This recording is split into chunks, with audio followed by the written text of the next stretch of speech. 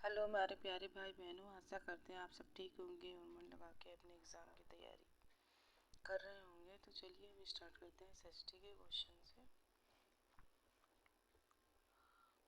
33 तक हो चुके थे तो 34 से स्टार्टिंग है।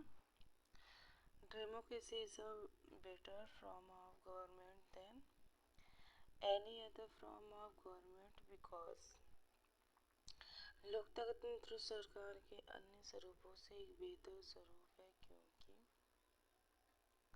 ये ऑप्शन है, ये ऑप्शन सही भी है हमारा। It is accountable to the people, या लोगों के प्रति उत्तरदायी है। B option, it is a representative government, या प्रतिनिधि सरकार है।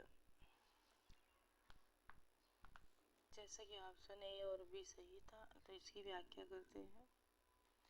लोकतंत्र सरकार एक प्रतिनिधिक सरकार होती है, साथ ही यह लोगों के प्रति उत्तरदायी होती है, यह जनता की आवश्यकताओं के अनुरूप कार्य करने का प्रयास करती है।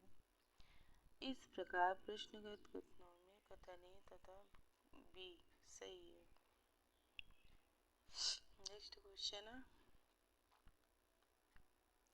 Read the following statements and choose the correct option. निम्नलिखित कथनों को पढ़िए और सही विकल्प का चयन कीजिए। असर्शन है, in order to function impartially, the media should provide balanced and independent news। अभी कथन है, निष्पक्ष रूप से काम करने के लिए संचार माध्यम मीडिया को संतुलित व स्वतंत्र समाचार उपलब्ध कराने चाहिए। Reason, most media like TV और newspaper are own by big business houses. अधिकांश संचार माध्यम मीडिया जैसे टीवी और समाचार पत्रों पर बड़े बड़े व्यापारिक प्रतिष्ठानों का स्वामित्व होता है।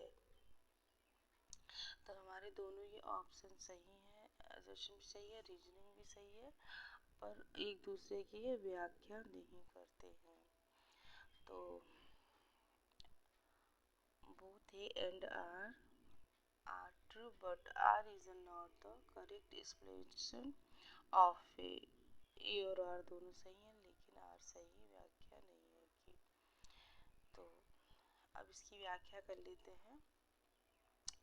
प्रश्न में कथन और कारण दोनों सही हैं, परंतु कारण आर अभिकथन एक ही सही व्याख्या नहीं करता। निष्पक्ष रूप से काम करने के लिए संचार माध्यम मीडिया को संतुलित व स्वतंत्र समाचार उपलब्ध कराने चाहिए, ताकि व्यक्ति की गरिमा, राष्ट्र की एकता व अखंडता अछूट रहे।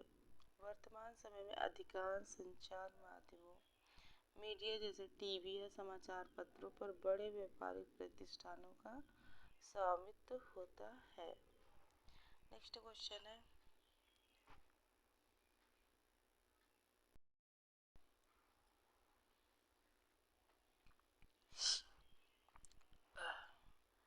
Doctrine of separation of power means शक्तियों के बंटवारे का सिद्धांत का अर्थ है, one organ of the government should not undertake the function of the others. सरकार के एक अंग को दूसरे अंग के काम का उत्तरदायित्व भार अपने ऊपर नहीं लेना चाहिए।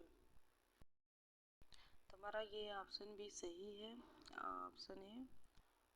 अब ऑप्शन बी देखते। ऑप्शन बी है, one organ of the government should not interfere with the function of another organ. सरकार के अंग एक दूसरे अंग के काम में हस्तक्षेप नहीं करना चाहिए। तो बी भी सही है, both A and B are true. अब इसकी व्याख्या करते हैं। शक्तियों के बंटवारे का सिद्धांत का अर्थ है सरकार के एक अंग को दूसरे अंग के काम में हस्तक्षेप नहीं करना चाहिए तथा सरकार के एक अंग को दूसरे अंग के काम का उत्तरदायित्व भार अपने ऊपर नहीं लेना चाहिए। शक्तियों के पृथक्करण का सिद्धांत फ्रेंच दार्शनिक मॉन्टेस्क्यू ने दिया था। तो नेक्स्ट क्वेश्चन करते हैं।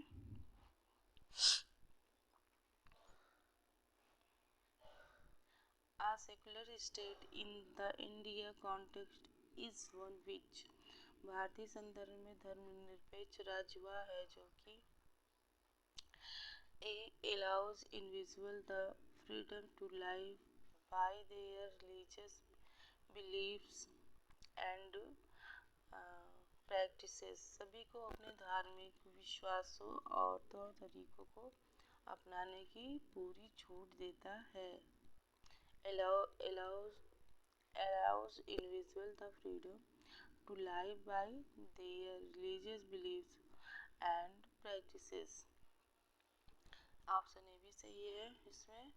और ऑप्शन बी देखते हैं। Give the power of religion and state separate from other. धर्म और राज्य की शक्ति को एक दूसरे से अलग रखता है। तो हमारे दोनों ऑप्शन सही हैं। हम इसकी व्याख्या करते हैं। भारतीय संदर्भ में धर्मनिरपेक्ष राज्य वह है जो कि धर्म और राज्य की शक्ति को एक दूसरे से अलग रखता है। वही धर्मनिरपेक्षता का अर्थ किसी के धर्म का विरोध करना नहीं है, बल्कि सभी को अपने धार्मिक विश्वास एवं मान्यताओं को पूरी आज़ादी से मानने की छूट देना है। Next question. Which article of the Constitution places a duty upon state to provide a lawyer to any citizen who is unable to engage on due to poverty or any other disability। संविधान के कौन से अनुच्छेद के अनुसार ऐसे नागरिकों को वकील उपलब्ध कराने का दायित्व राज्य के ऊपर सौंपा गया है जो निर्धनता, गरीबी या किसी और कारण से वकील नहीं रख सकते हैं। तो हमारा अनुच्छेद है आर्टिकल 39A। तो जो 39A के तहत जो गरीब है, जो वकील नहीं रख सकते हैं, तो उनके लिए वकील की कमी को पूरा करना। अनुच्छेद 39A के अनुसार ऐसी व्याख्या है। अनुच्छेद 39A के अनुसार ऐसे नागरिकों को वकील उपलब्ध कराने का दायित्व राज्य के ऊपर सौंपा गया है जो निर्धनता, गरीबी या किसी कारण से वकील नहीं कर सकते हैं। नेक्स्ट क्वेश्चन है। Read the following passage. निम्न गद्यांश को पढ़िए। At West Virginia, USA, computerized warning and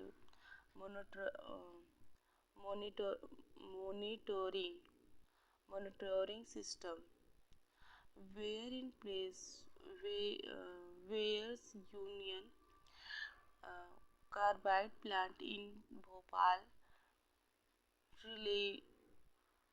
relied on manual gases and the human sense to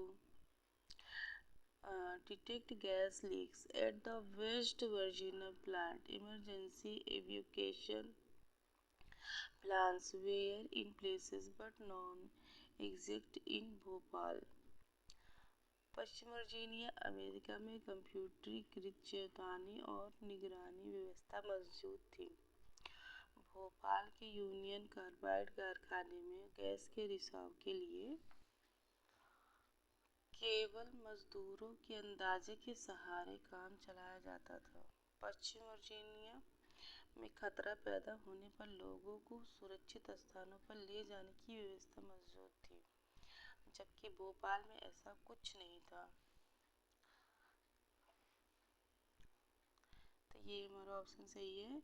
sharp differences in safety standard across countries. अलग अलग देशों के बीच सुरक्षा मानकों में भारी फर्क होना। अब इसकी व्याख्या करते हैं। पश्चिमी वर्जीनिया अमेरिका में कंप्यूटर की चेतावनी और निगरानी व्यवस्था मौजूद थी। भोपाल के यूनियन कार्बाइड कारखाने में गैस के रिसाव के लिए केवल मजदूरों के अंदाजे के सहारे काम चलाया जाता था। पश्चिमी वर्जीनिया में खतरा पैदा होने पर लोगों को सुरक्षित स्थानों पर ले जाने की व्यवस्था मौजूद थी, जबकि भोपाल में ऐसा कुछ नहीं था। इस गद्यांश के आधार पर अलग अलग देशों के बीच सुरक्षा मानकों में भारी फर्क होने पर चर्चा की जा सकती है। तो आज का वीडियो यहीं पे समाप्त करते हैं। अगर ये हमारा वीडियो आपको अच्छा लगे तो प्लीज़ इसे लाइक करिएगा, सब्सक्राइब करिएगा और इसे शेयर करिएगा। और कोई अगर सुझाव हो तो कमेंट्स बॉक्स में ज़रूर बताएं। मिलते हैं हम